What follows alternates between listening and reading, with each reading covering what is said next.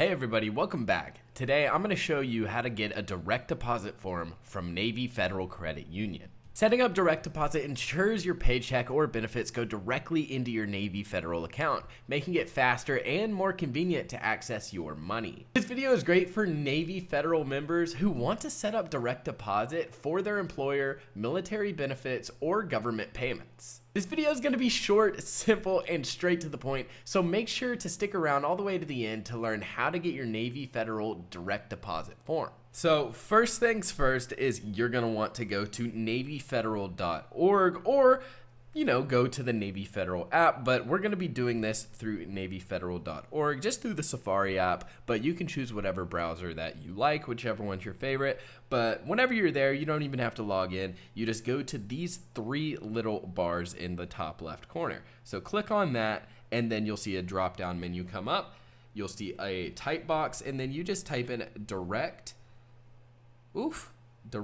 deposit form. Right?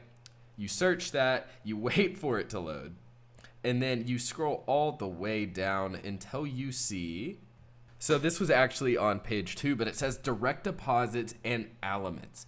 And you'll know it's the right one because it'll have this little Adobe form. So you just click on that and then it'll pop up, but don't be frightened if you don't see it right away because it's actually going to be at the bottom of the form, and there it is. So it's going to be this little this little cutout, and yeah, so this is really all you need, and hopefully that's it, and hopefully this video helped. Yeah, that's really all there is to it in the tutorial side of things, but here's some important tips. Tip number 1 is that you can get the form through Navy Federal's website, mobile app, or by visiting a branch in person. The second tip is make sure you have your account and routing numbers ready to go. Third and final tip is some employers may require additional information, so check with them before submitting the form.